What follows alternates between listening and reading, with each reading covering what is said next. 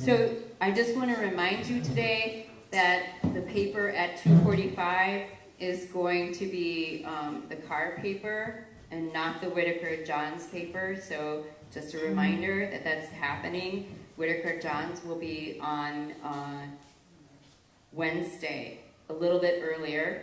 And then 4:30, our Free University is a presentation on yoga. Not doing yoga, but on yoga, so maybe that's something that you guys would be interested in. Excuse me, it's not really yoga, it's a yoga forgiveness. Yoga forgiveness. Okay, yoga for, thank you. Thank you for letting me know. I appreciate it. That's today. It's all week, right? There's 3 of them. Today, tomorrow. Okay, wonderful, thank you. So there's also another change in our calendar. Our memorial service is scheduled for 2:45 p.m. on Wednesday because we had 2 things scheduled at the same time, and because we've had several IRAS members, including foundational members, pass away this year. We want to make sure that our speaker has an audience. So in order to make sure we have a good audience of participation, Linda's paper is going to be moved to Saturday at 1:45. Now, I have been asked about, what are we doing about streaming or recording? If you guys look at that little box right there, that actually is a YouTube camera. If you see that it's red, that means it is filming. Everything in Elliott, everything in the chapel, everything except a few things in here. There are anything that in here that has like a film, any of that kind of things cannot be shown because YouTube will knock off the Star Island channel if they do that. So any of those things are being shown on the YouTube channel. It is a private channel, and anybody who is an IRAS member already got that link, but we will put that link in the beacon tomorrow. So if you want to share it, you can. After we're done with the conference, I can ask the tech wizard here, that's not me, here on Star Island if we can make it public, if that's something you would like to do. Right now it is private. So like I know that some of you might want to share it with a loved one or something, feel free to do that. The reason we keep it private is because part of IRAS membership is that you get to attend the conference virtually, right? So we don't want to share it with everybody. That's the deal, because, what's the perk if everyone can do it, right? But if you have a loved one that wants to see it, go ahead. I noticed that they're saying the auction begins today, so who do we give our donations to? Oh, that's a wonderful question. We are so excited that you asked that question.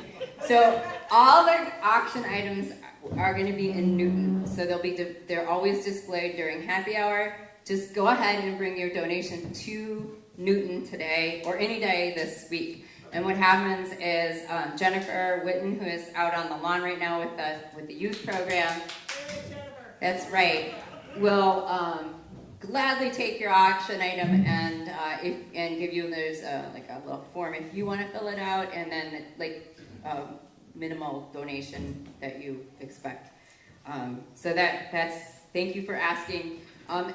Just to repeat that donation, when you do bid on it's a silent auction. When you bid on an item, that money goes back into a scholarship or into a fund that helps those people who can't afford to get on island Okay, so it actually goes right back to getting people on island and having them attend conferences. We also accept donations for the conference grant fund.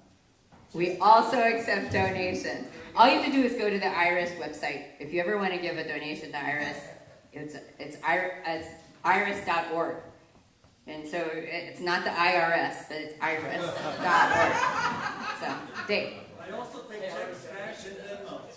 So this is our treasurer, and he says he'll take checks, cash, and Venmo if you guys are so inclined.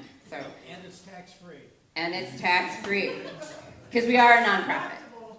Tax deductible, right, and because we are a nonprofit. With all that said, I'm really excited, and I'm going to turn the mic over to Ted. Ted is going to be, oh, wait a minute, I do have one more thing. So, Marjorie has a book talk. You want to tell them about it? Thank you. We're introducing a foundational document from the Baha'i Faith, the Hidden Words of Baha'u'llah. There is on page 24 an abstract about the book talk, a link to the document online, or we have these little pocket versions which will be available on your table. I didn't want you to think it was linked to this morning's plenary. It's for Thursday afternoon. Thank you. All right. Now we'll turn over the mic to Ted. Thank you so much, Ted.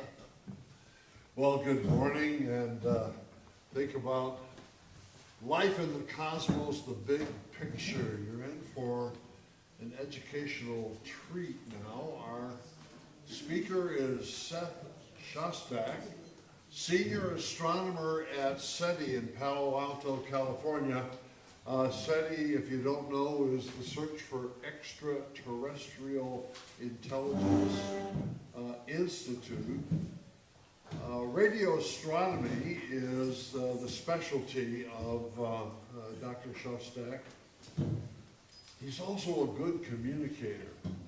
I like the way he writes with clarity and force, and Confessions of an Alien Hunter. If you want to read something by Seth, put that on your list. He offers a weekly radio program on big picture science. So he knows how to communicate complex things so that we can grasp them.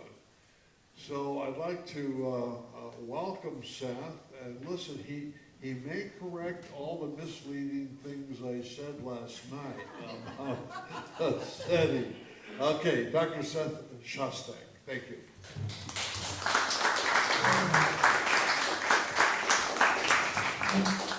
Thank you very much, Ted. Can everybody hear me? I mean, it's a stupid question, because if you can't hear me, you won't answer the question.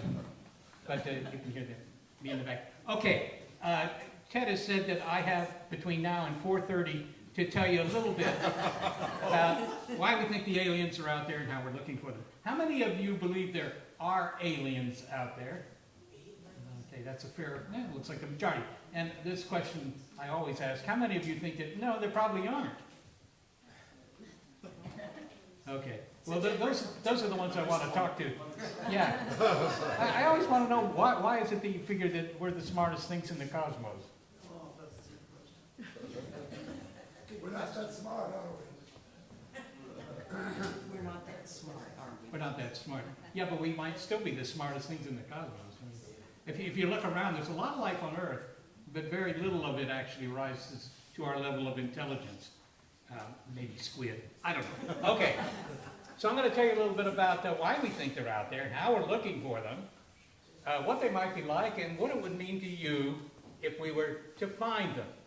Now, first thing I should say is that we have never found any life beyond Earth. Anything. Not even microbes. Right? This will conflict with your television viewing, probably, because there are a lot of aliens out there. On Star Trek, they tend to be kind of the kind of aliens with big heads and kind of crinkled heads, things like that.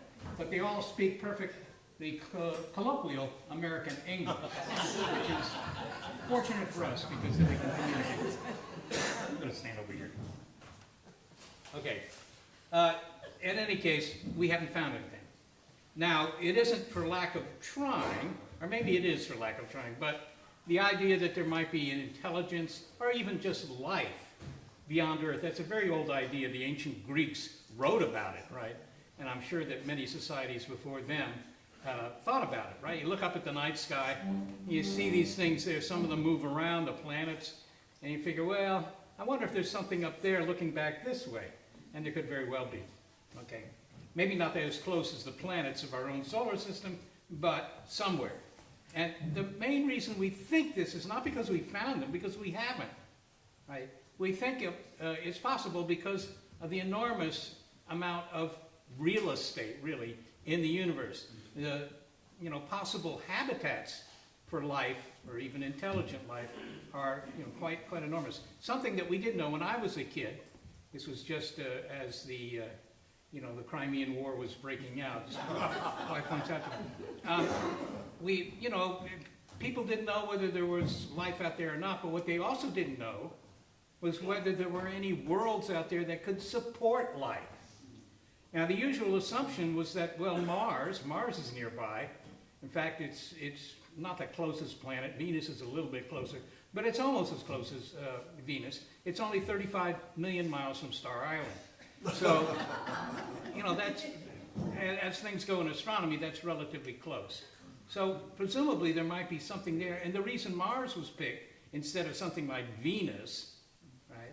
Venus is called, Earth's twin, not because it's that much like Earth, but it's because it's the same size and the same mass. Gets a little bit more sunlight because it's closer to the sun, and unfortunately has a very thick atmosphere, which means daytime temperatures on Venus tend to be near 900 degrees. And that, that's a little bit too toasty for most life as we know it. But people didn't know that until the space age, when we could actually send probes to Venus and measure the temperature. It was a lot harder to do that from Earth. In any case, so Venus sort of fell into disfavor when it comes to the idea of life in space, and Mars took over. Now, a lot of the reason that Mars took over was that it has a transparent atmosphere. When you look at Mars, you see the surface of Mars. Look at it through a telescope, you see the surface of Mars. When you look at Venus, you're just looking at the cloud tops. And that's true for most of the planets, or at least the outer planets of our solar system. Jupiter, Saturn, Uranus, Neptune. What you're looking at is the atmosphere and not the surface of the planet. And besides, those places are too cold or too large. There are a lot of reasons why the outer solar system is really not a great place to look for life unless you constrain yourself to looking for life on the moons of Jupiter, for example. Some of those moons might indeed have life, but it's all going to be life you need a microscope to see. So that's not the kind of life most of you are interested in. You want the kind of life that can hold up its side of the conversation. You want intelligent life. You want, the aliens you've been seeing all your life on television. And they may be out there. In fact, it would be surprising if nothing is out there that's like that, right? That would make you the smartest things in the universe, as we discussed here before. And I know your parents have told you that ever since you were a kid, but it's probably not true any more than them telling you, you're the smartest kid in the country. Yeah, well, maybe not. So we don't know what's out there beyond the solar system. We don't even really know what's in our own solar system. So there's a lot of real estate to be checked out looking for the aliens. And it's going to be actually quite hard to check it out because we can't go to most of those worlds. It's tough enough to go to some place like Saturn, for example. Our spacecraft had years to get to Saturn. And once you get to Saturn, Saturn's just a big gas ball. Not so interesting for life anyhow, but the moons of Saturn might be interesting. But if you want to go to another solar system, somewhere else in our galaxy, that's quite hard. You can do the calculation yourself. Our rockets typically go at about 7 or 8 miles per second, right? Not per hour, 7 or 8 miles per second, and that's fast enough to get you to, the other worlds in our solar system within weeks or months. But if you want to go to somebody else's solar system, want to go to the stars, that's far too slow. The time it would take you just to go to the nearest other star, Proxima Centauri is its name, in case you meet it on the streets, it would take you about 75,000 years at those speeds. So that's too long. You're going to get bored unless they have really good movies on the ship. So we're not going out there. We can't even send spacecraft to do reconnaissance on those places. All we can know about them is to study them with our telescopes. And of course, we've looked at a lot of, planets, well, not a lot. We've looked at all that we know about and that are close enough that we can see with our telescopes. And we don't find really any that are exactly analogous to Earth, right? What does Earth have? Well, it has a thick atmosphere with some interesting gases in it that you like to breathe. But the most important thing about Earth is that it has liquid water, just outside the windows here, plenty of liquid water. And you don't find that anywhere else in our solar system. There's water. Even Mars has water. It has the polar caps, ice. And it was on that basis that for a long time people thought, well, Mars not only looks like Earth because it has a north and south polar cap, but it probably is like Earth, right? It probably has life. That was the received wisdom, if you will, for a very long time. And in fact, that was the perception up until the modern era, right? The first spacecraft to land on the surface of Mars, the 70s or 80s, and when the Viking landers landed on the surface of Mars, everybody expected they were going to see life. They had cameras on board. They had lots of experiments, but the cameras were in some ways the most important experiment.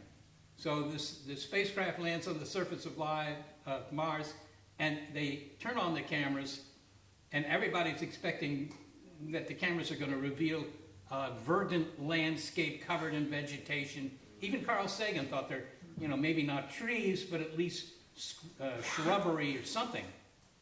And they didn't see any of that. What they saw was what looked like a desert, right? And in fact is a desert. And that was kind of disappointing because for a long time we believed that Mars was the scene of intelligent life. And in fact, some of you may remember, I don't know how many of you spent your youth during the 19th century, but people had used telescopes really for 100 years to look at the other planets of our solar system. And as I say, Mars was more interesting than most of them because with Mars, you could see the surface. Jupiter and Saturn, you're looking at the cloud tops of the atmosphere. You don't know what's underneath them. But with Mars, you could see the surface. And the claim was made in the second half of the 19th century that when people did that, they could see markings on the surface of Mars, which is true. You can see features on the surface of Mars. Not quite clear that that has anything to do with life, and in fact it doesn't. But it was assumed to have something to do with life. And a guy in Italy by the name of Schiaparelli actually thought that he saw straight lines crisscrossing the surface of Mars. And that was picked up by a guy by the name of Percival Lowell up in, this part of the country. He was a graduate of Harvard, and he claimed that these straight lines crisscrossing the surface of Mars were not only real, but he knew what they were about. They were irrigation canals. And he wrote 3 books about that in around 1900. Now, Percival Lowell was a smart guy, and he was an astronomer, and people, also a mathematician. So people took all this, seriously. Obviously, there were canals on Mars. Mars didn't build them itself. The inhabitants of Mars had built these things. And Lowell even knew why they had done that. It was because, they wanted to use the equatorial regions of Mars for agriculture, to grow their crops so they could have fresh salads in the evening. So, as I say, he wrote these 3 books about that. They were very well received and fundamentally established the idea that Mars had life, even intelligent life.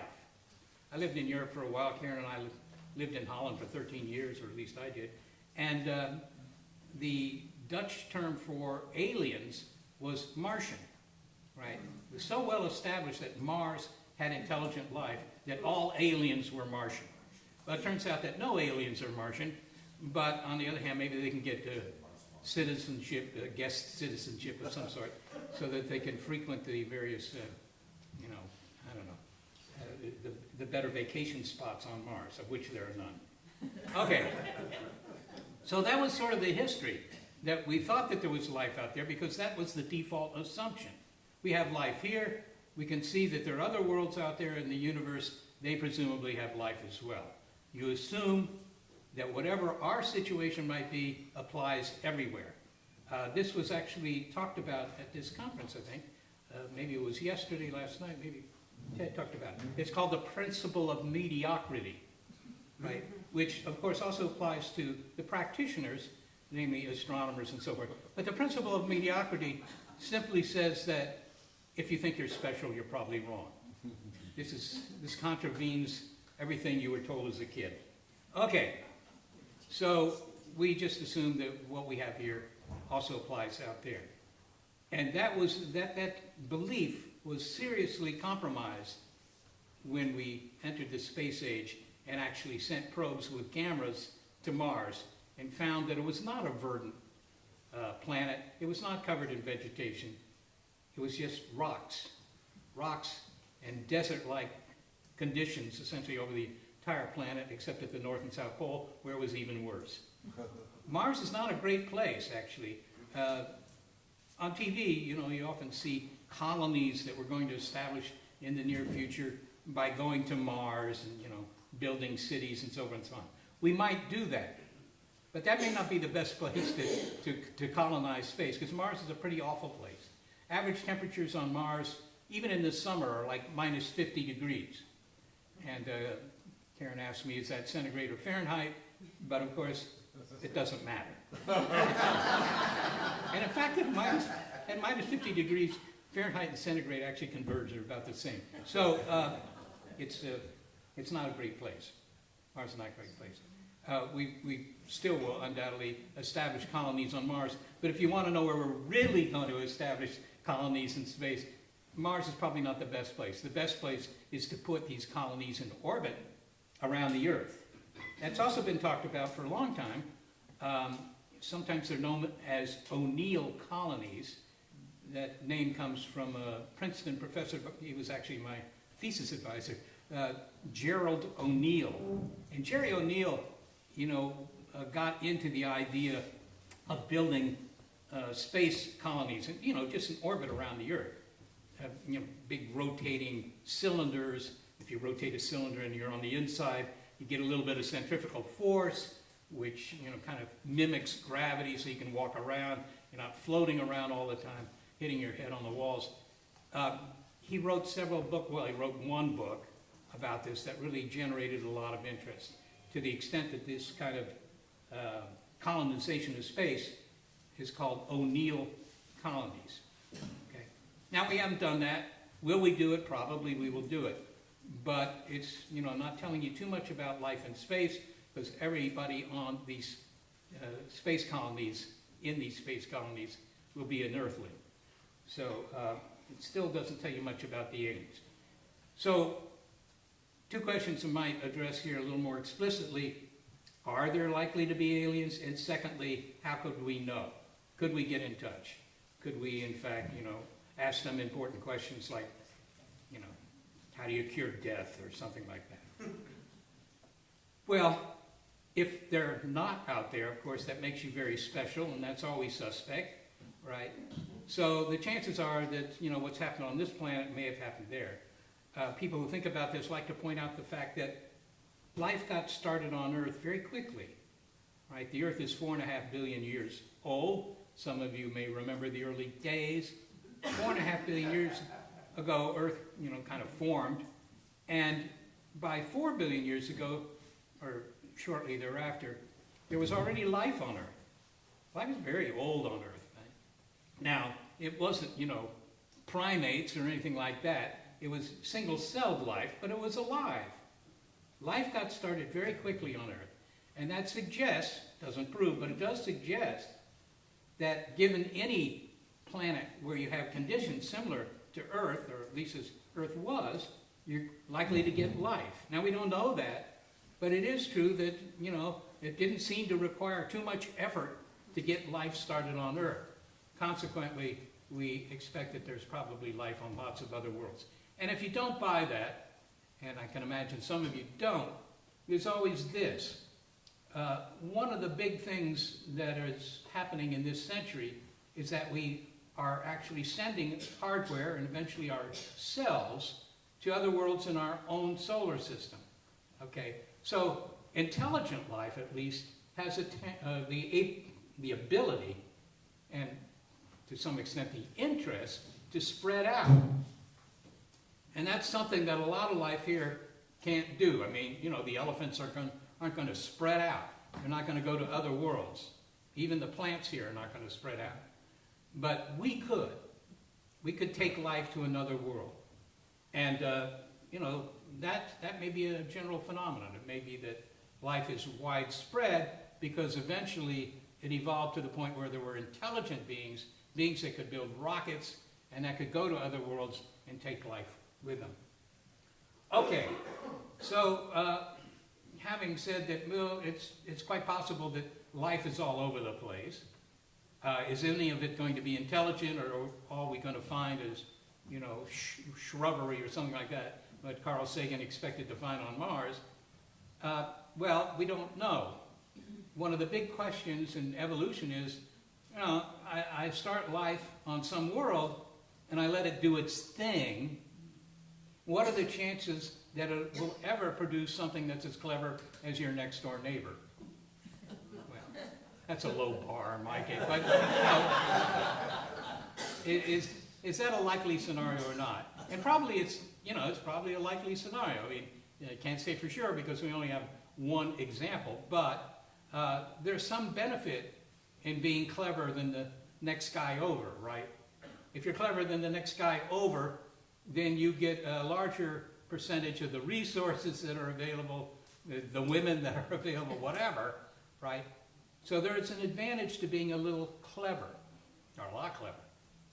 So intelligence may spring up, given enough time, on other worlds, right? I mean, it took, you know, like 3.5 billion years of biology on this planet to produce Homo sapiens, but it did happen. And you might say, well, you know, that was because of a series of circumstances that, frankly, are quite rare. For example, there used to be dinosaurs here, of course. You go back 70 million years, and, you know, there were dinosaurs on Star Island.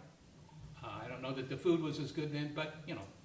So they were here, but they're gone, right? They're gone for various circumstances that really are not the subject of this presentation. But on the other hand, had they not been wiped out by, you know, a comet or an asteroid that sort of, you know, smoked all the dinosaurs, if that hadn't happened, what would be the situation today? Would we just still have, you know, brontosauri roaming around the island, whatever, stomping all the smaller life and stuff like that? Or would they have disappeared for some other reason? And the answer to that is, we don't know the answer to that. Right? But we can point to the fact that the dinosaurs were around for, I don't know, 100 million years. A long time. And nothing had wiped them out. They were doing just fine until that big rock happened to hit the Yucatan and you know, darken the skies for a number of months, even years, and cause the destruction of their food. So it may be that there's a lot of life out there, but none of it gets any smarter than your average brontosaurus or something like that. And as you can verify yourself, just go to the local bookstore, you'll find that there are very few books written by brontosauri. So they were, and the ones that were didn't get good reviews. So, you know, the point is that there's not too much to be, well, there's several points. One is, you're here by accident, right?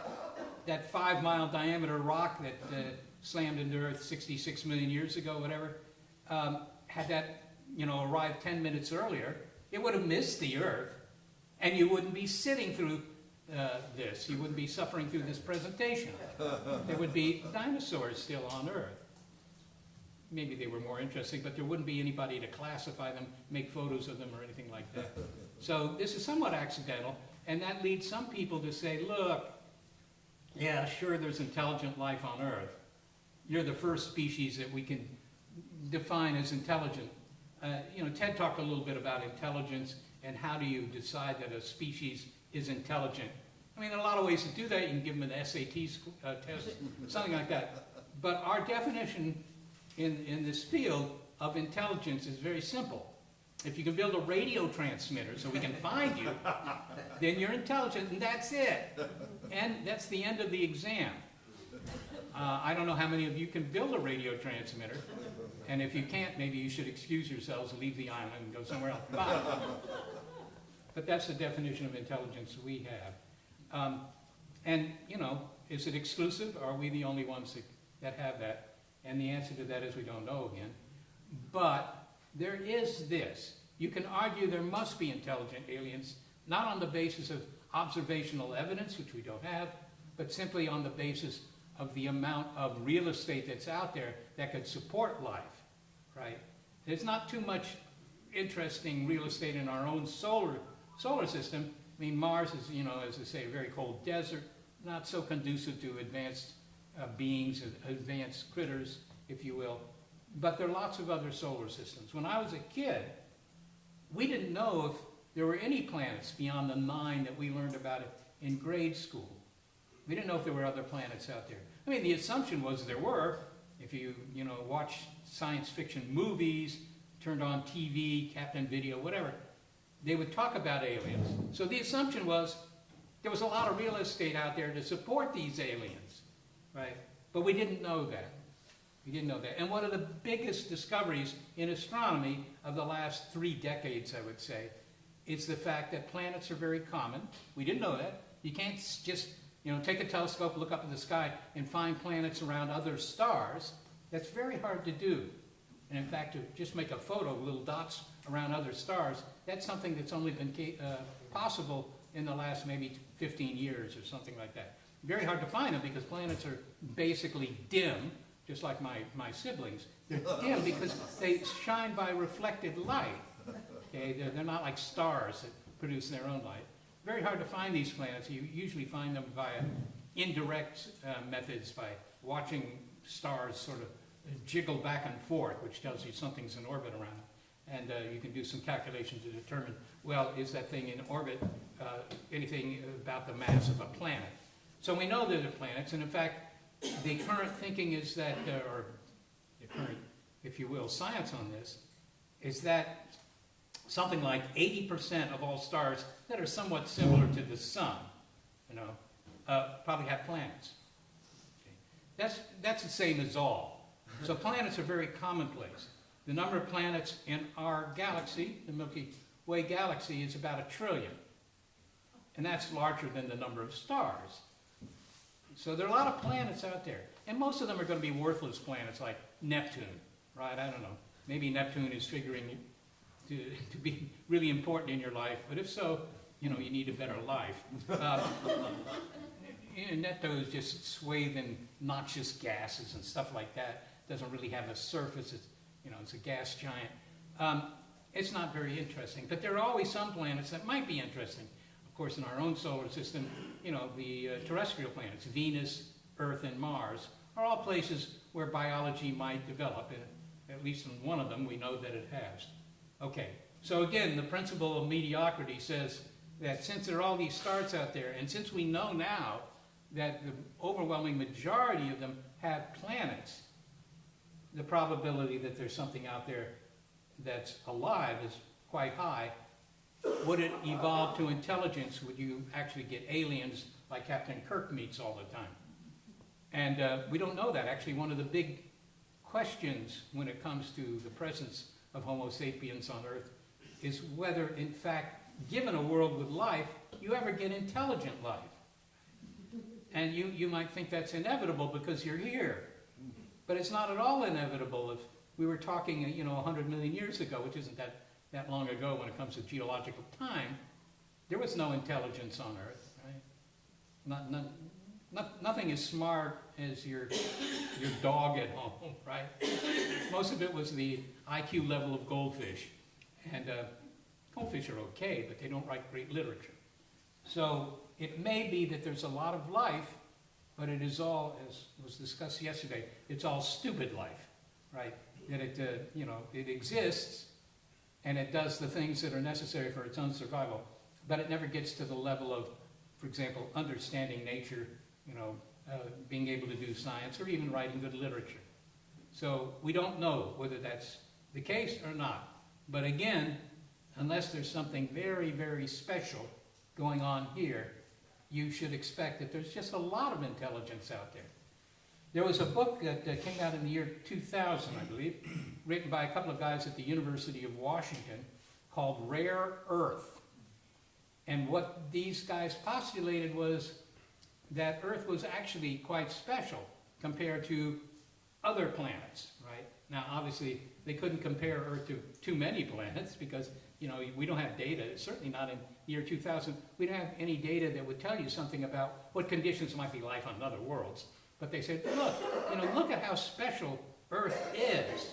right? We've got oceans and atmospheres, and we have a long history of biology, which eventually leads to intelligence and so forth. And their conclusion, basically, rare earth, was that earth was rare. And that Homo sapiens could very well be the smartest things in this part of the universe, maybe possibly the entire universe. Now, this was controversial enough that it generated a lot of interest. You know, the idea, the ultimate pat on the back, you know, you're the smartest things going. And I actually was involved in debating the authors of this book occasionally on radio and television, in which I said, well, you know, I don't believe this. That would make us so special. And the history of science shows that every time you think you're special, you're probably wrong. But I don't know that those debates had great impact, but we still don't know what's true or not. And we might not until we find another world with intelligent life. So let me just talk a little bit about how we're doing that, because I want to leave plenty of time for questions, because then we can at least address the things that are of interest to you as opposed to the things that bubble up to in what's left of my brain here. So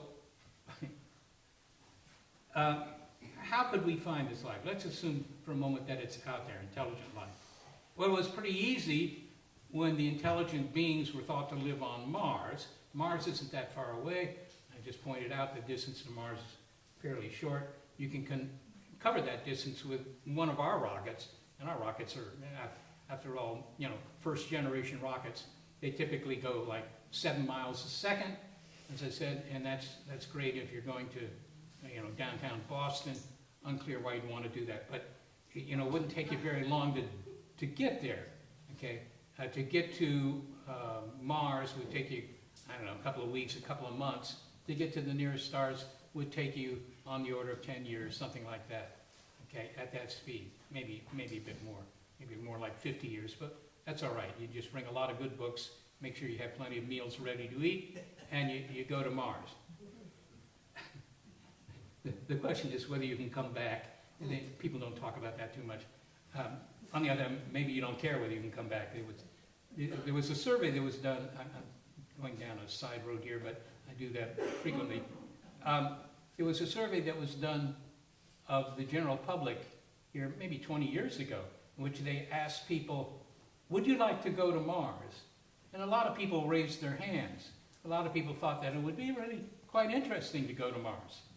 And, you know, I among them, I think that would be quite interesting. But the second question was really more to the point. They would ask, okay, but what if it was only a one-way ticket and you couldn't come back? And a fair fraction, maybe 30% of them, of the people that were asked, you know, would you go to Mars, were willing to go on a one-way ticket. They would go to Mars and never come back. They would just die on Mars. Maybe rather quickly, but anyway. They were willing to go just on a one-way ticket because they could see something they had never seen before. I think if you made this same survey, not about Mars, but say, I don't know, the Grand Canyon. How many of you would like to see the Grand Canyon? Hands go up. How many of you would be willing to go see the Grand Canyon, but no return ticket? You could see it and that's it. Take some photos, but nobody's ever going to see the photos. Some people will say yes. So, you know, the idea of going to Mars or other parts of the solar system, that's something that's going to happen in your lifetime, right? People going to Mars. Now, you know, if you're already 95 years old, maybe it isn't going to happen in your lifetime, but this is the generation that's going to do that, right? We're the first generation that has the ability to send members of our species to other worlds. That's a very profound thing, by the way, right? Because people have been talking about this ever since the Greeks, and probably long before that. But this is the first generation that can do that. Okay, so that might be one way to find the aliens, if the aliens are very nearby. We just go to Mars, shake their hands, take some photos, you know, exchange email addresses, whatever. But if you really want to meet the aliens, that isn't going to work because they're not on Mars. There may be life on Mars, but it's mostly microbial, or likely to be mostly microbial, and if not entirely microbial. So if you really want to meet those aliens that you see on television, you're going to have to go much farther, and as I've already said here, you're not going to be able to go much farther because our rockets are certainly not fast enough to do that. But there's another way, of course, to get in touch with these guys, and that is to try and establish some sort of communication, either with radio waves or flashing lasers or something like that. That's, again, an old idea. Even Marconi was interested in that idea. In fact, of course, he assumed that the Martians were the nearest other society. And in the early 1920s, Mars happened to be in opposition with Earth. Now, in opposition doesn't mean that it was against all the, the baseball teams here. In opposition simply meant that it was closer to Earth than it, normally is. Quite a bit closer, maybe a few million miles closer. That's not such a big deal because Mars is about 30, 35 million miles away nominally anyhow, so a couple of million miles closer doesn't make a big difference. But it was a time to try and find the Martians, and what was suggested in the 1920s when this happened was that everybody with a big transmitter, and these were the radio stations, turn their transmitters off for a while so scientists could look for transmissions coming from Mars. We could find the Martians when everybody else quieted it down. Now, not everybody did that then, that would really be a cut to their advertising revenue. So most stations didn't do this, but some did, in fact, listening for the Martians. They didn't hear the Martians. There was one example, or one case in which they thought they actually had heard Martian broadcasts. Turns out that they were Canadian broadcasts. not quite the same thing. Okay, but at least they spoke English. In the movies, they always speak English. It's just incredibly fortunate. Okay, so that's probably the best way to find the aliens. Not to go there because we can't do that. You can wait for them to come here. At least that spares you the difficulty of making very fast rockets. I don't think they have, but 60% of the American public disagrees with me.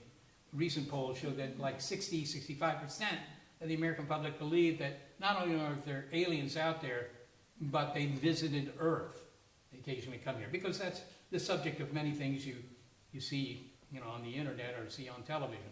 The aliens come here. Not quite clear why they do that. Usually they only come here to, kill humans or flatten our planet or stuff like that.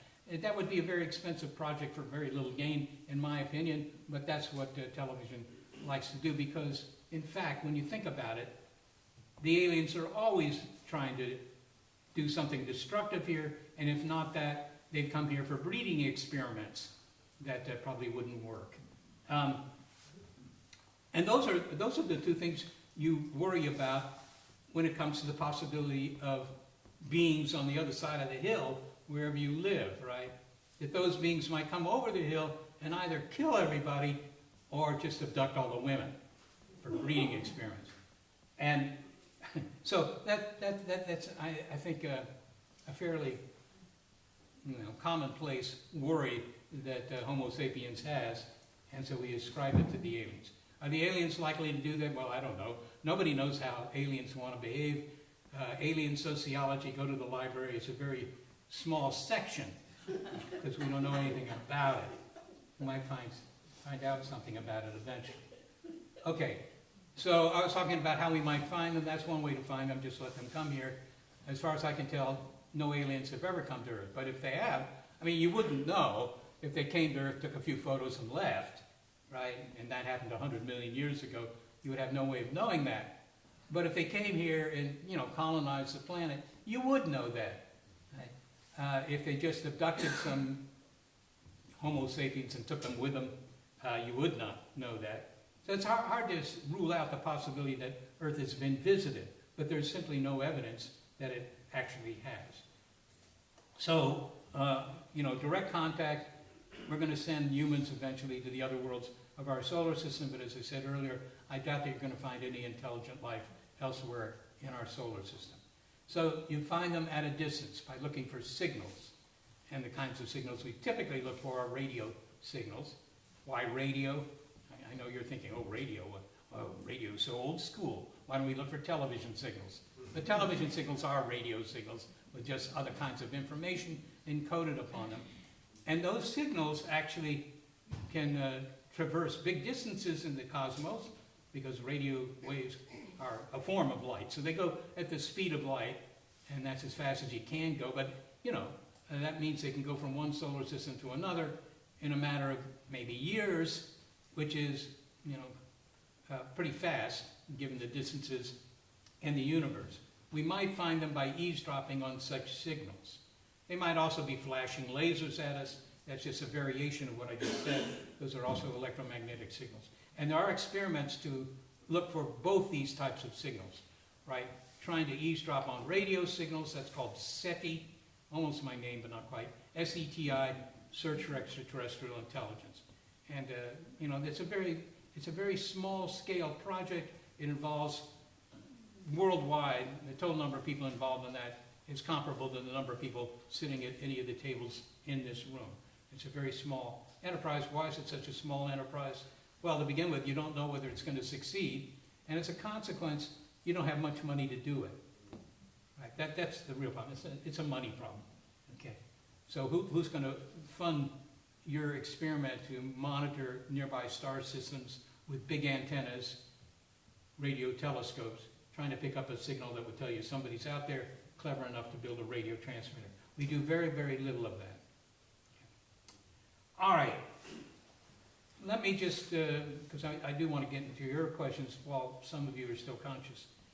And that is, what could we learn? What would be the benefit of finding signals coming from another world? Well, it would be a big story, right? You'd have something to talk to your relatives about at the dinner table if we were to find other intelligence in the cosmos. It would once again be, it would underscore the principle of mediocrity, because you would know that, well, we're not the cleverest kids on the block, because they're clever enough to build big transmitters, something even we can't do yet, right, and get in touch with us. So there's that. But the other thing is, if they weren't too far away, you might consider sending something back, right? To reply to one of these signals doesn't make a whole lot of sense if they're 500 light years away, for example. Right? You send back a return message, hey, we've just picked you up on our receivers, we're the Earthlings, we'd love to get in touch. All right, it takes 500 years for that message to get to them, and if they reply, that's another 500 years. 1,000 years have gone by which point you've forgotten what you wanted to ask them, and you probably lost your funding anyhow. So we're not talking about communication. It's very unlikely that we're talking about communication. But of course they will know that too. And so if they're broadcasting any sorts of signals, if they're transmitting any sorts of signals that are strong enough for us to pick up, and they think about that, then they might in fact put information on those signals that would be of interest to us, right? Maybe they would just put a whole lot of science on those signals, so we would learn all of physics, right? Maybe they could tell us about biology. Of course, their biology would likely be different, but still in all, maybe we could learn something by picking up these signals. In the same way that, 1,000 years ago, if the Native Americans had been able to get in touch with the Europeans, which they couldn't 1,000 years ago, but suppose they could, then they could learn all sorts of interesting stuff. Okay, so there's that possibility. Getting in touch with the aliens might, in fact, be sort of interesting for us, because we would have access to very advanced knowledge. Now, it's not clear to me that that's an unalloyed win, because if you spent your entire life writing professional papers about some subject in chemistry or physics or whatever, and now suddenly we get all this information from the aliens that is, 10,000 years more advanced than anything that we've done, that might be demoralizing, and you might just go, to the Himalayas and meditate. I mean, it's not clear whether that's going to be a good thing or not, but on the other hand, you would have access to all this advanced knowledge. And that might be a very common phenomenon. It may be that societies evolve in the cosmos. They get to the level where they can, in fact, get information from other worlds, and now suddenly, they get a graduate degree in something or other, and it, sort of slingshots them into a future in which they're very much more informed than they had been. And it may be that most of the aliens have already done this, the ones we're likely to hear from, because this might be a common phenomenon, and that we're still the stupidest kids on the block. For myself, that isn't a change in status, but it is something to consider. Let me just say something about the kinds of signals we're looking for. This is sort of a technical thing, but some of you may be interested. When I tell people, if they ask, I'm sitting next to somebody on the plane or a train, and they say, well, what do you do for a living? And I usually say I repair transmissions in Brooklyn or something like that, just to avoid further conversation. But in fact, sometimes I tell them what I really do, and then, of course, they ask, well, have you heard anything yet? And the answer to that is no. And the second question is, are you covering up? And the answer to that is also no, but they don't believe the second answer. But they do ask, well, what kind of signals would you be looking for? And what we look for are what are called narrowband signals. This is of interest to only 5% of you. But a narrowband signal is simply a signal that's confined in frequency. It's at one spot on the radio dial, if you will. Those are the kinds of signals that radio transmitters make. By the way, all this applies also if you're looking for flashing laser lights, right? Lasers are also at essentially one frequency, right? They're red or they're whatever color they are. Okay? That's how you can tell that they're artificial, because there are plenty of objects in the cosmos that make, for example, radio noise, quasars, pulsars, all those things. And they're very broadband transmissions. No matter where you tune on the radio dial, you would hear those signals. But a signal coming from a transmitter would be at one spot on the dial, they'd be narrowband. So those are the kinds of things we look for. And again, we've not heard anything, but on the other hand, we haven't been doing this for very long.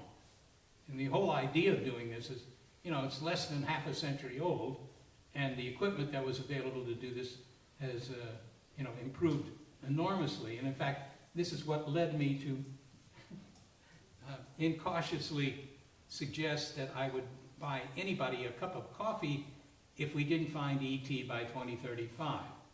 Now, Karen here has been buying Starbucks stock in anticipation of when they claim their cup of coffee. But I don't think it's so unrealistic to suggest that, because our technology is improving quickly enough that we might very well pick up a signal. And you would be then the first generation to know, not just to think about it, but to know that there's somebody out there. And I think that would be interesting. And it might not change your daily routine terribly much, but just to know that they're out there. I mean, you might liken it to living in Europe in 1500 or whatever. You might be the first generation to know that there's a whole continent with other peoples on the other side of the Atlantic, right? That might not change your daily life very much, but philosophically it would change your life. So that, I foresee that happening, and possibly happening, I think it's not unlikely, in your own lifetime. Okay, I think I'm going to actually stop with this tedious monologue and see if there are any questions that you have that we can talk about. Thanks, Seth, before we do that. Thank you. Yeah. Go ahead. People often applaud before I say anything. That's usually the last time they applaud. Okay. Okay, so I actually have a mic that I will bring around. Again, please state your name and give your question. We'll just start right here. Hi, thank you very much. Linda Groff. My question is about different theories about how life began on Earth. I'm familiar with or aware of three. A chemical soup led to biological life, another panspermia, and the third targeted panspermia. But I'm guessing these might be similar theories that would relate to life emerging on other planets. So I'm wondering if you have any thoughts on that. Yeah, how did life begin on Earth? One is that it simply cooked up, because Earth, 4 billion years ago, the oceans were a big soup with a lot of chemistry going on in that soup. And eventually, just by chance, really, you get a molecule that can make copies of itself, accurate copies of itself. And that's the beginning of life, because once you have that, then you make a lot, you fill the oceans with this molecule, right? And then some of them, change a little bit, and You get, well, here's this form of life can eat that form of life, so it's going to survive preferentially, and so forth. The whole thing gets going once you get that first molecule that can self-reproduce. So that's one way you get life started. Linda also mentioned panspermia, an interesting idea, not to be confused with panegia, which people don't talk about very much, but that's just the bias toward males. Panspermia just means that life has been seeded. In other words, life came from somewhere else, and by chance or by design, it was brought to Earth. Maybe aliens brought it to Earth. Some people write articles about that. That all this life was brought here. You don't need a lot of it, just enough to get things going. And so we are, in a sense, all aliens. It's sort of an interesting idea, but what problems does it solve? It doesn't tell you how life got started, because you still need it to start somewhere before you can start spreading it around. It does have one advantage, and that is, if all this life came from somebody else, or somewhere else, then maybe you don't need life to be a very common evolutionary product in the cosmos. Maybe life doesn't get started. I give you 1 million Earths, right? Let them sit there for a couple of, billion years. How many of them are ever going to produce life? The answer to that question is we don't know the answer to that question. But, if you have panspermia, then maybe it doesn't have to happen too often, and that maybe improves the chances that you're going to find life elsewhere. Because once it starts somewhere, it may be able to spread around. Now, the idea of panspermia does have that advantage, but on the other hand, doesn't make any sense. Could, for example, terrestrial life have spread to other worlds, over the course of the last 3.5 billion years, which is the amount of time that life has been on Earth? And I don't know that it could. I mean, it's really hard for one of these plants outside the windows here to get up and go to Mars. Right? I mean, you don't need the whole plant to go to Mars, but you need some spores or single-celled life or something to go to Mars and infect that planet.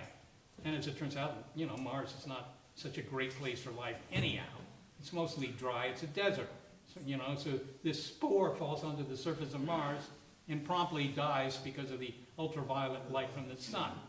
So it may be that spreading life is harder than we think. But it is a subject that's certainly discussed both in the scientific literature and maybe more often in the science fiction literature, that life could spread out. The other way for life to spread out, of course, is to sign up with Captain Kirk and boldly go where no hominid has gone before, right?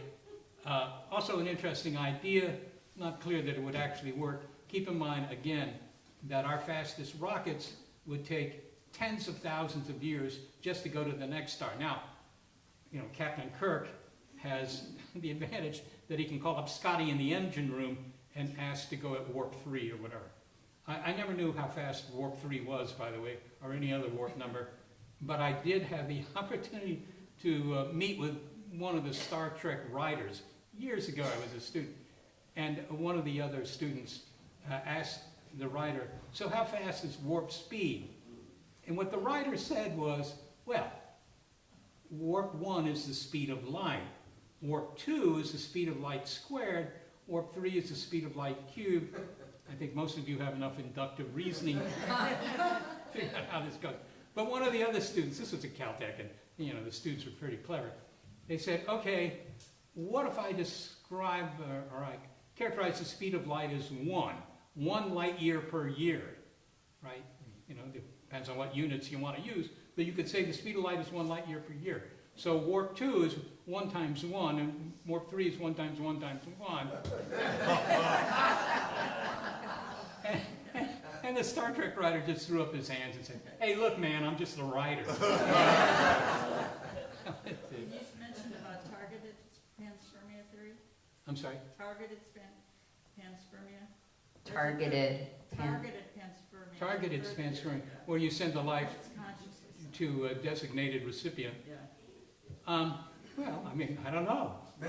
How are you going to know? I mean, and unless, you look around at the life on Earth and there are little brass plates on the back of all the tigers or something, made at Alpha Centauri something like that. I mean, it's really hard to tell.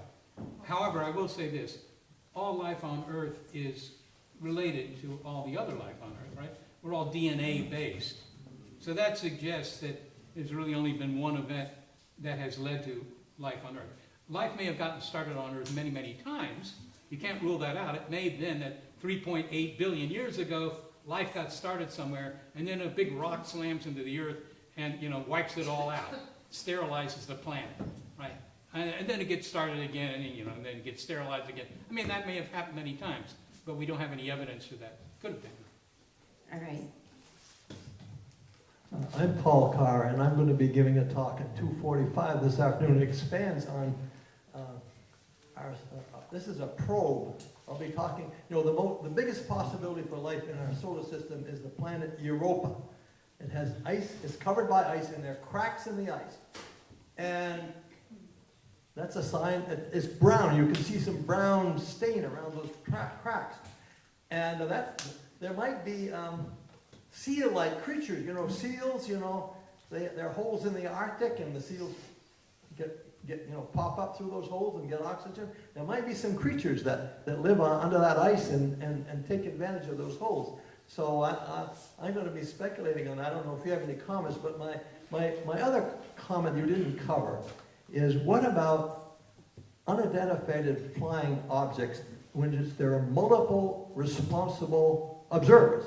And the example I'd like you to comment on is an example of an airplane pilot landing at a big airport, and he says, he reports to the control tower, you know, I see this strange object, lighter or something, on my left. You know, I have no idea what it is. And the control tower comes back, yeah, we see your plane on our radar, but there's this strange object that we can't identify. And then there was apparently a surveillance radar a second radar determined that there's this unidentified object.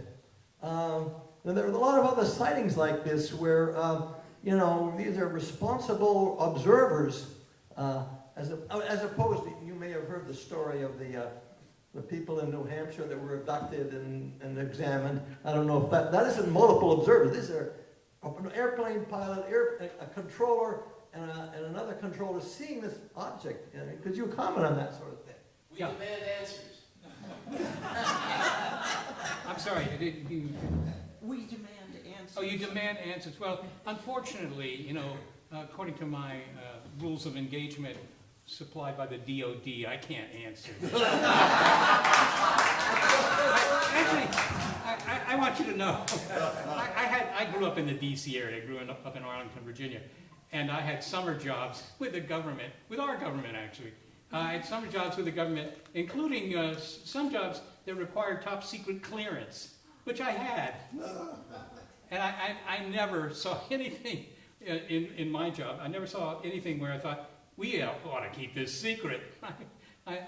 You know, and in fact, I might even say this.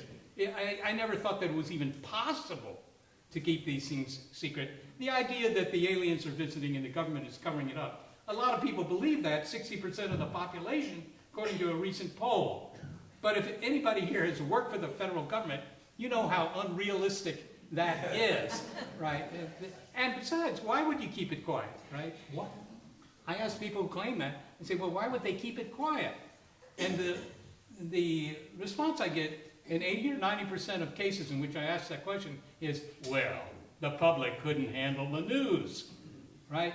Now I ask you, if I were to tell you that, you know, we have evidence that aliens have sent spacecraft to Earth and they occasionally land in the, you know, the Southwest. They always go to the Southwest for some reason, right? I think they like the Tex-Mex cuisine. I don't know, but they always go there. You know, do you really believe that that's possible? I mean, do you think that the aliens would come to Earth and only go to the American Southwest? Or would they also visit other countries, like, you know, Botswana or Brazil or Belgium, or, you know, they always come to America, where they can at least get time on the TV networks. I don't think we're being visited. I think if we were, you would know. Keep in mind that there's something like, I don't know, 800 satellites orbiting the Earth that still operate. And they're making photographs of the Earth, most of them.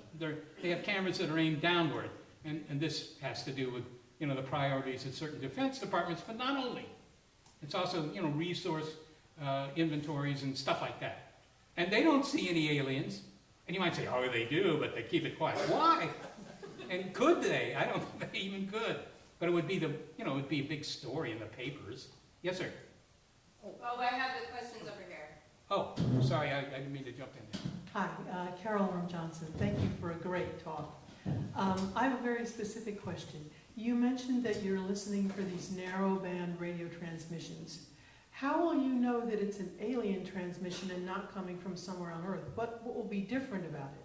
Yeah, that's a really good question, and that's actually not an easy question to answer. Because if you build a sensitive radio television, a big antenna, you have sensitive receivers on it, you turn it on, you're going to get signals all the time. When we would be looking for signals down in Arecibo, the big radio telescope down there, may it rest in peace. It collapsed under its own weight. Really stupid. But in any case, we picked up signals all the time. And the question was, well, is this ET or is it just AT&T or something like that? Right? It's just human-made. And the way you could, the simplest way to make a decision there is to take the antenna, you're picking up a signal because you're looking at, I don't know, some star system in that direction. Just move the antenna off that star and see if the signal goes away. And if it does, move it back and see if it comes back. Because if it's terrestrial, if it's coming from, the radar set up at the local airport or something, it really doesn't matter where you point because that signal would be so strong that you'll pick it up everywhere, right? So that was the kind of test we made. And by the way, if something passed that test, and occasionally it would, just to wake us up, you would just keep trying it again, and if it still panned out, if it still looked like, Bob, this is ET on the air, you would call up somebody at another observatory, if you will. But typically, we would call somebody in the UK, right? They have big radio telescopes too. We say, hey, would you guys mind looking over in this direction, over this range of frequencies? You wouldn't believe it if you were the only ones to find it, because it could be just a Stanford undergraduate prank. I think I'm giving too much credit to the Stanford undergraduate. Mark Cooperage. Two things. What's the closest SETI has gotten? Maybe describe that situation. And then the other thing is, do you have to account for, let's say, like a time domain question?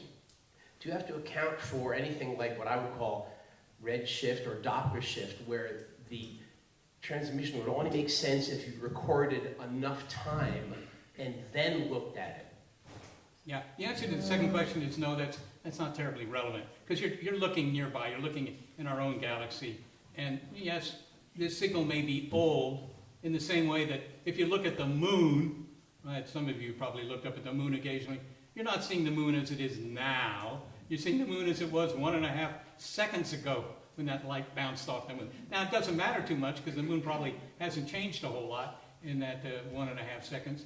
But if you're looking for signals coming from ET, if ET's 100 light years away, then yes, the signal's 100 years old.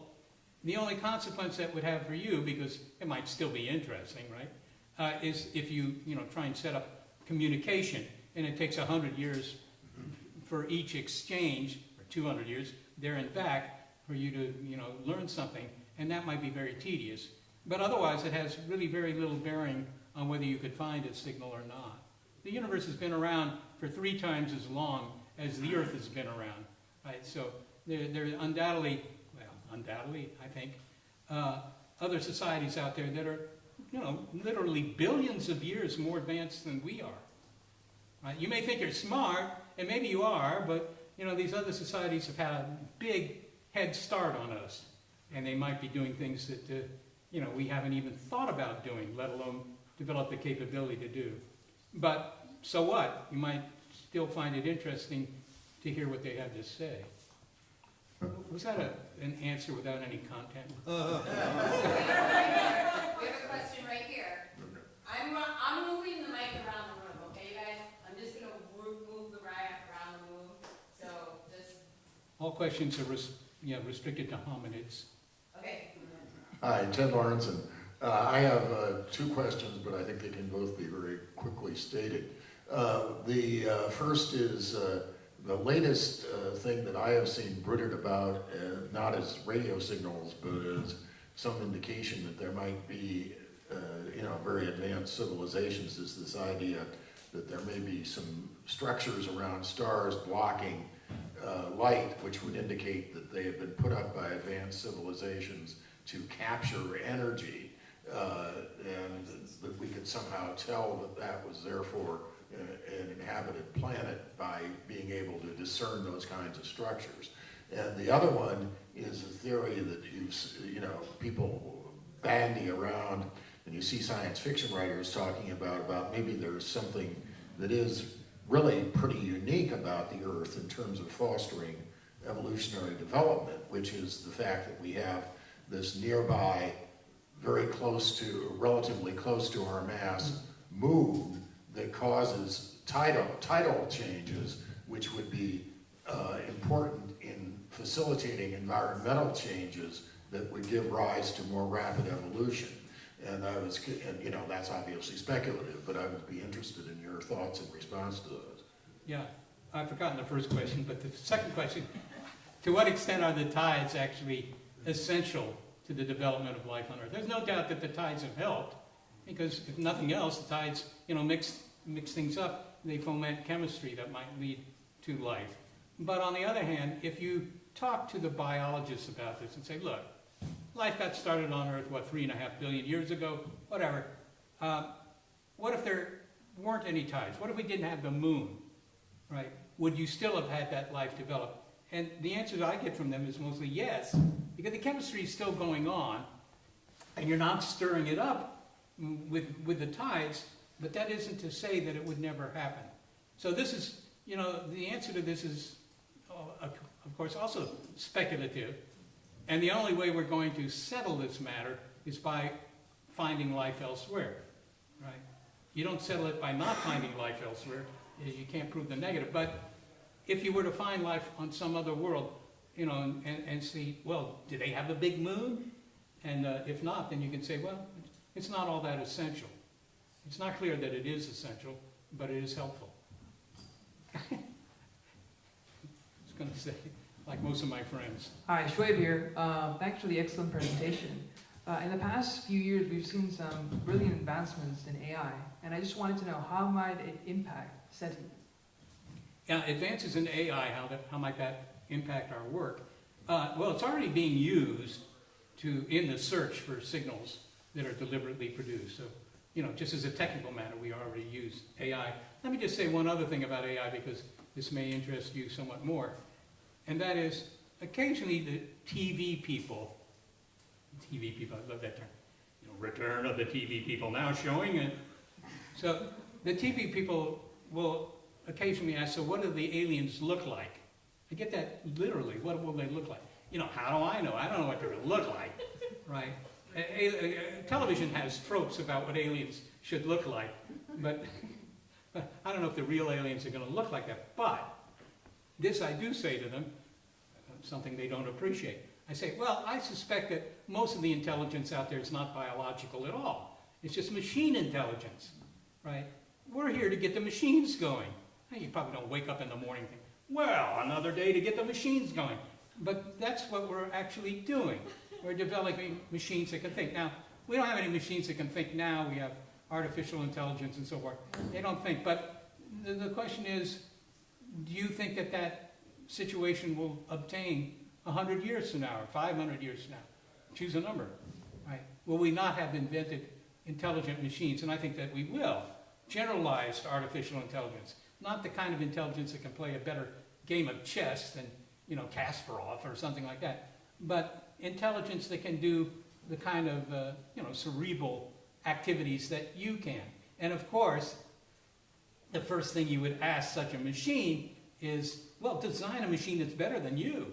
And you would build that machine. Design something better than you. You build that machine. And very quickly you would have a machine. It would be a machine that would easily fit in this room. A machine that has more cognitive ability than all humans put together. So that's the future. I don't know if you look forward to it. You're looking at obsolescence, but I've already faced it anyhow. Hey, we're here to get the machines going. And some people say, well, that doesn't sound like a good project, because if you have machines that are smarter than we are, the machines will just kill us all, right? Which is kind of an optimistic take on machine intelligence. But it's not clear to me why they would kill us all. What's in it for them to do that, right? I mean, you're smarter than your goldfish, but you don't wake up in the morning, I'm going to kill them all. I mean, and if you do, you should probably get some help of some sort. So, you know, I just think that that's the way we're going. Keep in mind, we have 3-pound brains. That's it. Right? And if you want more memory, or if you want more cognitive ability, right, there's very little you can do to rewire your brain to do that. But if you're talking about machine intelligence, then it's fairly straightforward how to do both of those things. So there are big advantages to thinking machines over thinking biology. So I'm Chip Patello. My question is, given you have no response and you haven't detected anything yet, how do you have the fortitude to keep going? Well, I mean, why do you think I do? When you say we have no response, you know, the implication there is that we're sending signals out asking for a response, right? That we're trying to elicit some return signal from them. We don't do that.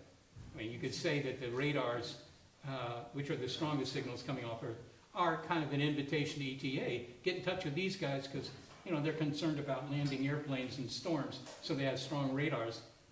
Maybe, but those radars are fairly new.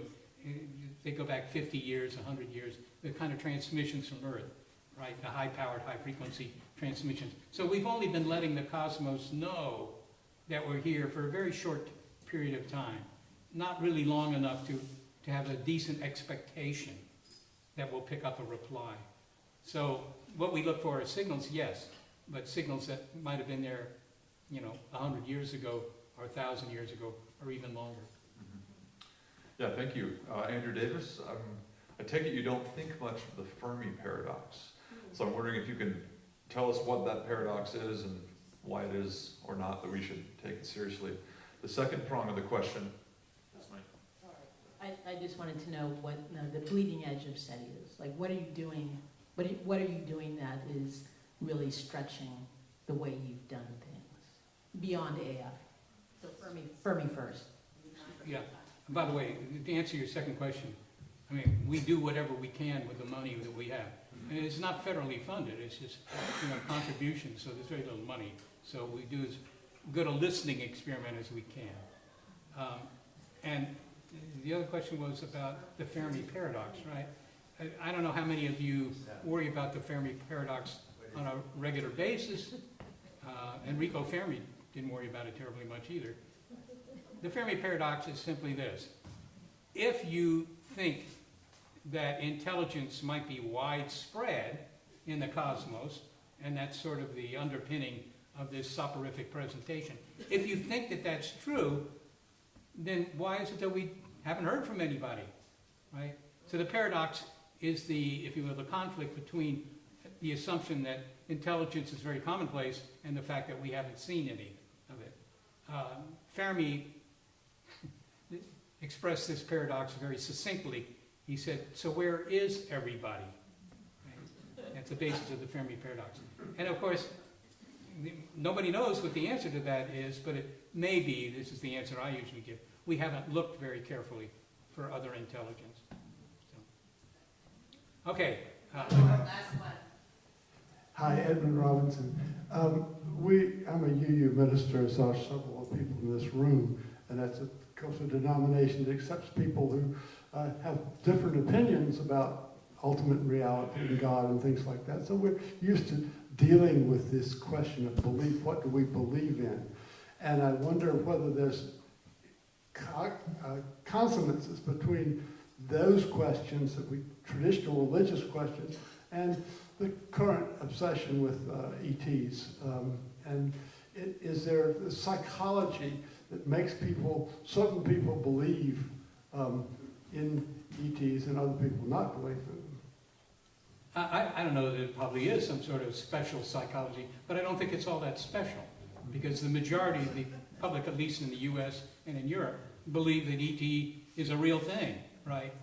As far as the religious implications of this, I can't really speak to that. I don't know enough about religion to say much here, but again, the television people will occasionally ask, if you could ask E.T. anything, what would you ask? And there are two questions that I routinely respond with. One is, do you have religion? And secondly, do you have music? Those are the two things that kind of interest me. Now, obviously, I don't know the answer to either one.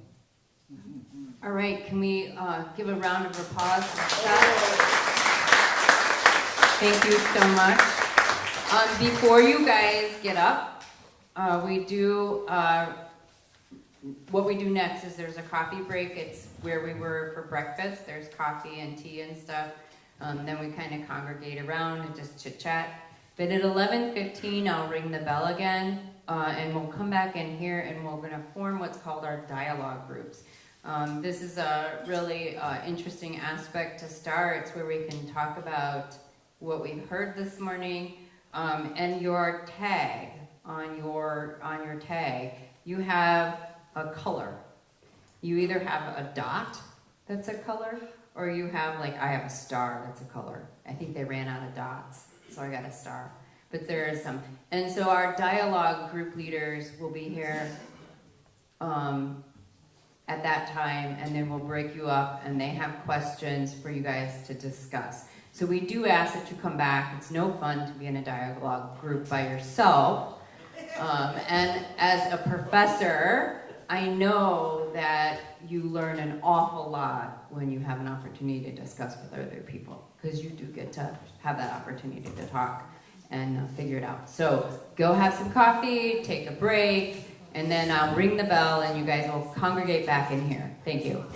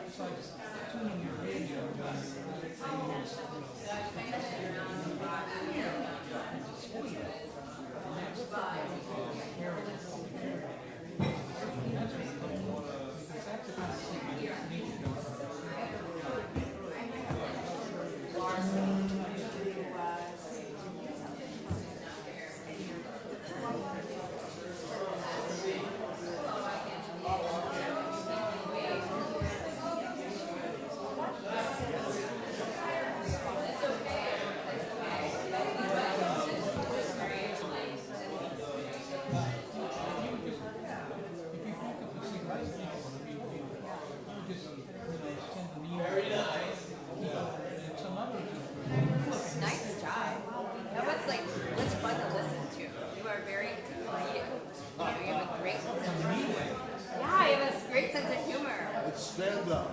Entertainment. Yes. So, thank you.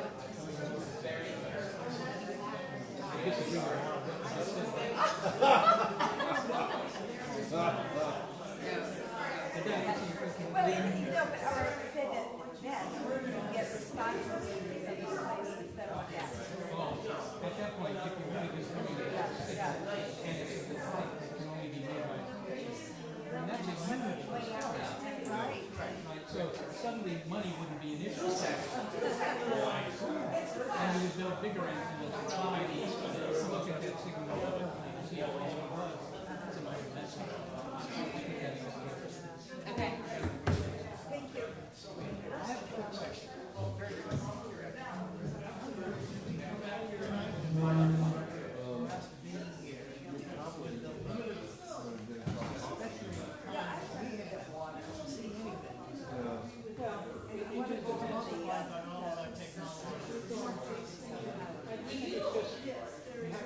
Something that some durable society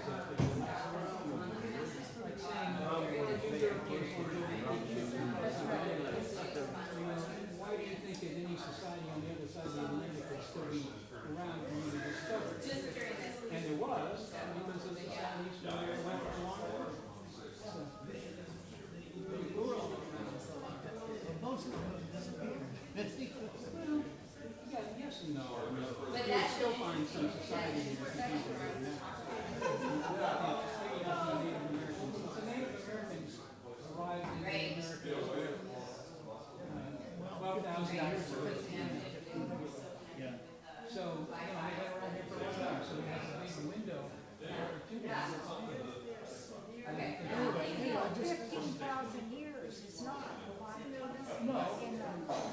future. 4 billion year picture.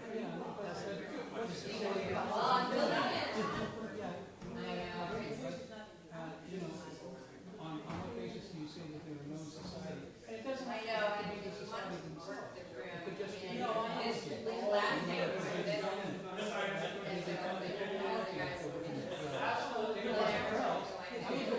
I would rather we said, let's just look for life that particular phenomenon, defining life that we want to talk about, and look for that. And that will be something that will be on everybody's radar. There's no doubt about that. Yeah, no, But I think we have I think that if you were to a lot of interest, so that's even better. just biology, or would you rather find intelligence? And I think the majority of Oh, would you rather? Would you rather have something that is going to happen versus something that has Right, exactly. But we don't know that. Anyway, that's my, we have a different bias. The point is that intelligence can make itself known across the lifetimes. Right? Biology really can't. So in some ways it's easier to look for intelligence than to just look for I would say that biology has a tremendous amount. Evolution itself the fact that you have DNA and something before our day, which is followed by DNA. The point of all of this is that very important. Yeah, but how do you find it in the world? That's the issue that all we're trying to do, tracking out chemical signatures that would maybe Well, that's true, but again, like I said, radio signals can be heard on the other side of the galaxy. And the signature of chlorophyll, for example, is very hard to find, even right out here. Yeah, well, that's true. We're learning a lot about those things now. Like the origin of oxygen on the Earth. It's not that old. I think less, isn't it? And 40 years. I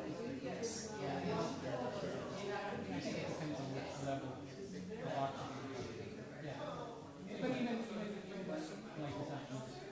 No, I'm just commenting that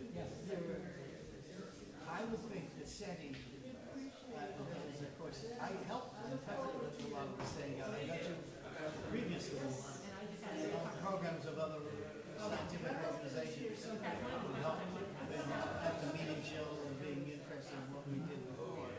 I got involved in helping out getting legitimacy to be part of what they were taking. Radio signals, trying to detect radio signals in the different sites in the it wasn't NASA antennas, it was the different sites where they had antennas available to be used for this.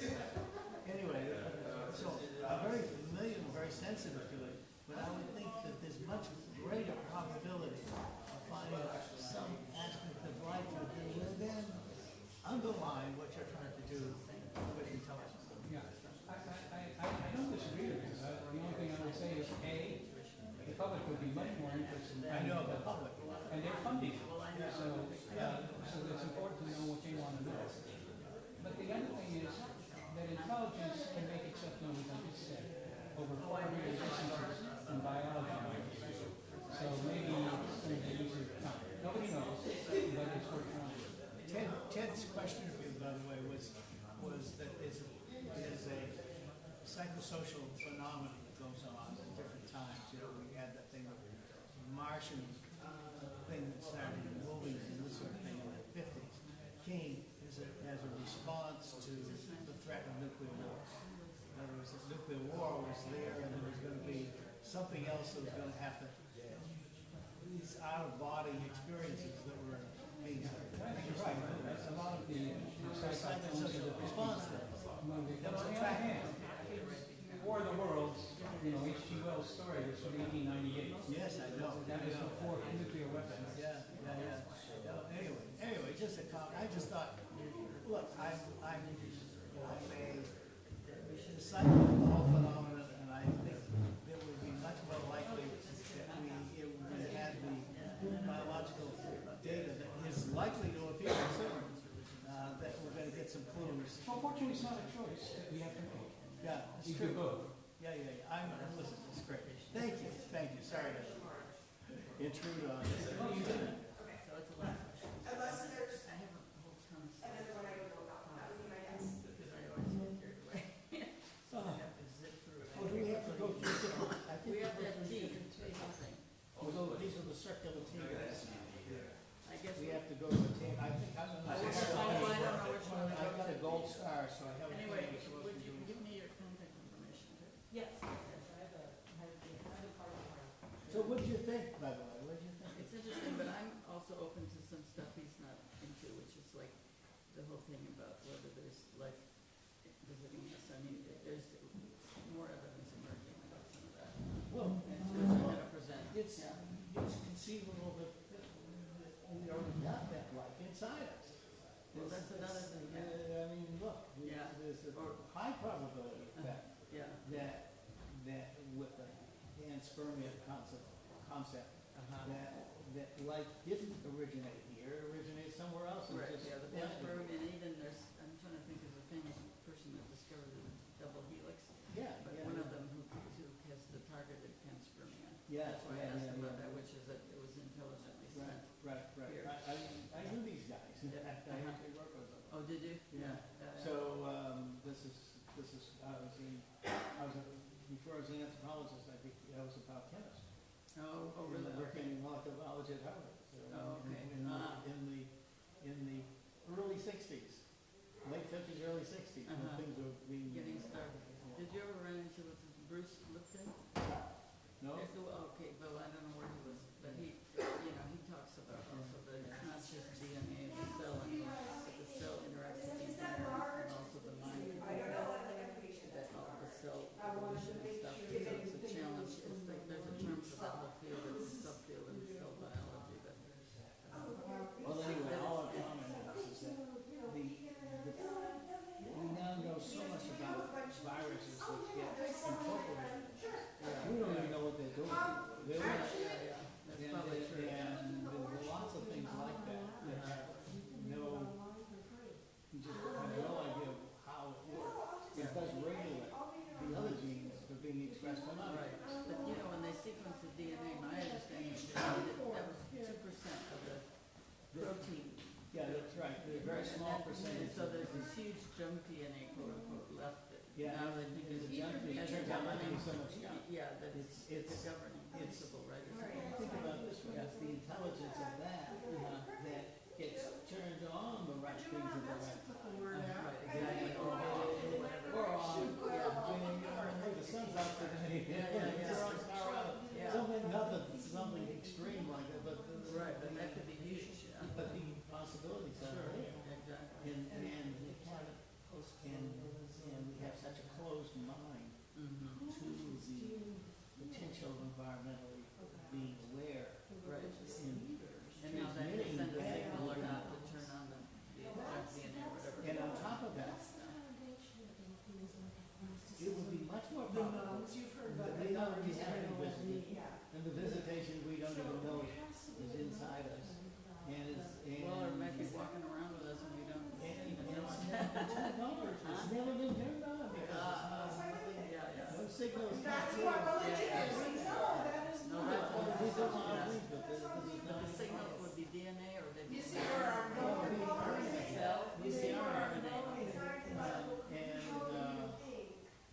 And they're making very rapid progress with treatment. Look, I fortunately stayed with these guys the entire time. And I made a lot of money investments in the biotech world. Yeah. That Tell me they what come you think through. a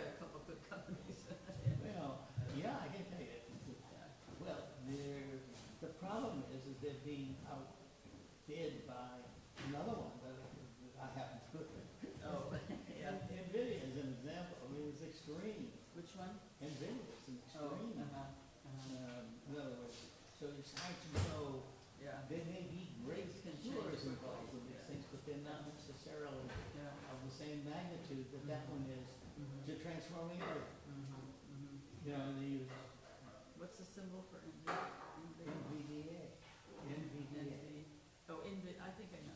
Oh, Well, yeah. that's a big AI one too. Yeah, Except- that is the big AI. Yeah, That's the one that except makes that I read some stuff. I ran the about it. conference in 2018 here on AI.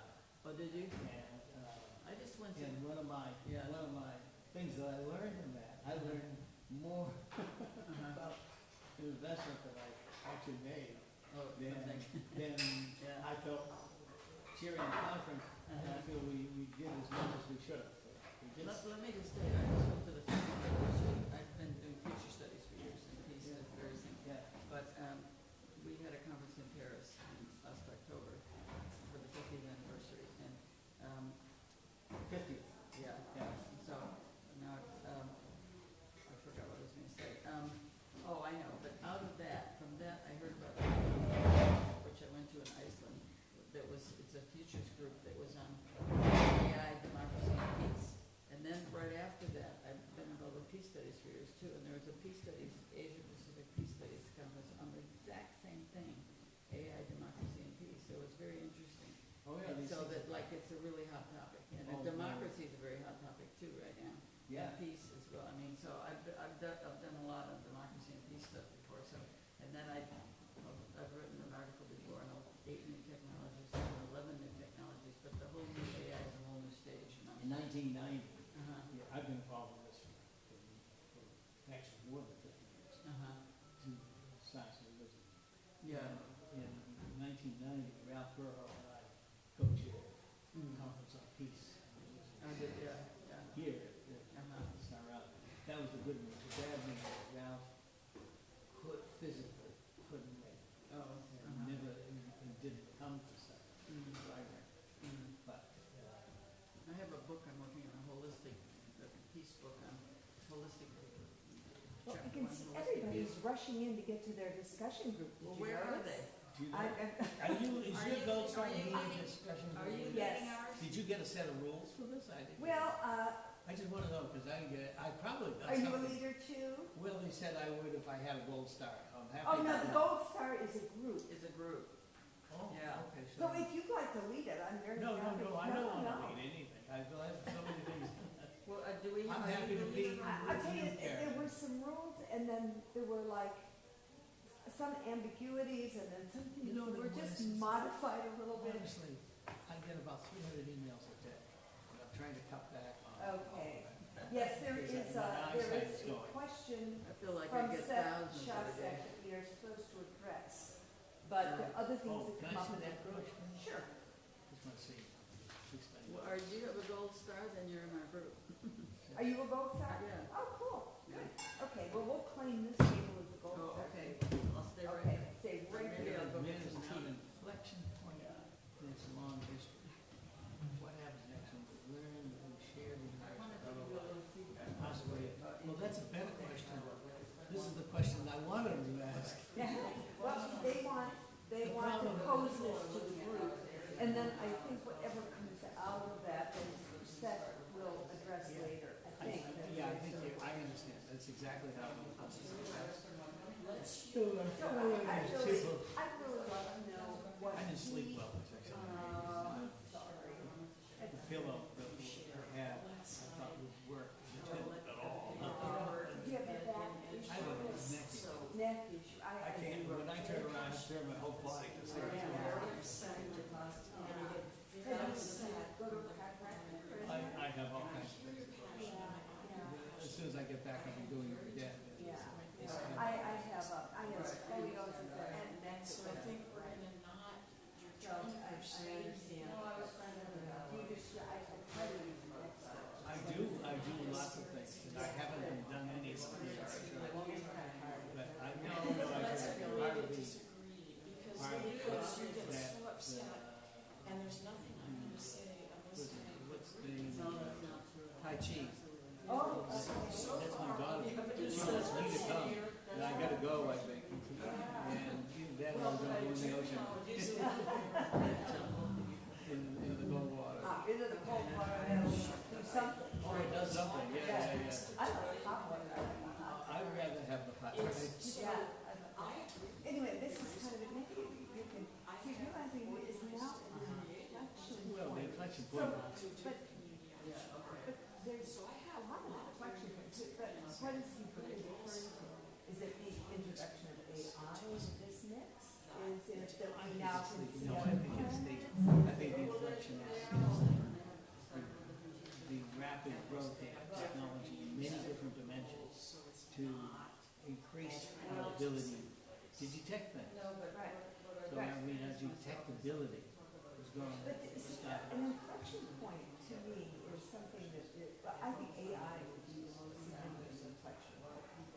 Because inflection usually, when you're looking at it for, when you use it in grammatical ways, it means a real change in the meaning. Oh, when you use it of in something. mathematical terms, is what he's saying. Okay, so what would the definition be in mathematics? Would be a departure from the past. It's sort of like a line straight up. Yes, that would make sense, yeah.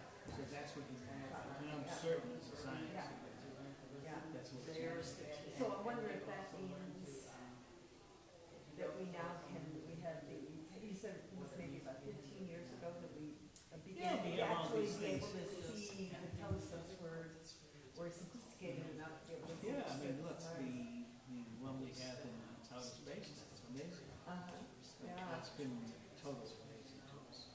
So a lot of amazing things are happening, and at this very same time, some very negative things that are very much out of control as the other thing is in detecting them. Give me an example of what you're talking about. Climate change. Oh, I see. Yeah. Second to that is the craziness of starting to think about nuclear wars. So, in other words, the whole thing could become crashing down. All of these abilities require a lot of So would you put in that category, a Trump? That's your way.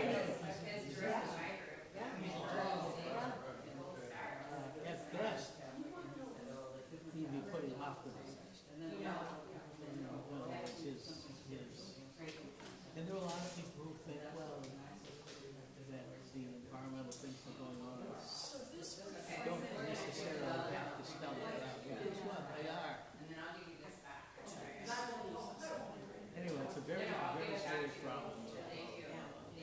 Excuse me, I put this on as much. That's what I understand. Don't even think about it. I got some of my, I don't put color on it. I just put the wax on. Yeah, I use. Today, I'm not bad.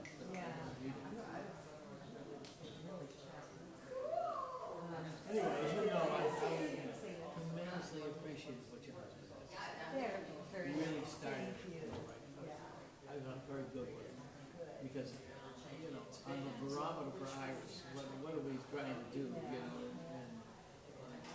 he set the stories about how it could happen, why this is an important issue for IRAS, which is great. And actually, sadly, because I think he's a very smart guy, but sadly that our friend couldn't come, his colleague couldn't come. His name is a brilliant guy, but it takes too long to say it. So very well. The point is that Ted did, so he pinched Ted for what Maynard would have said. But he said it so succinctly. I always appreciate all of his lectures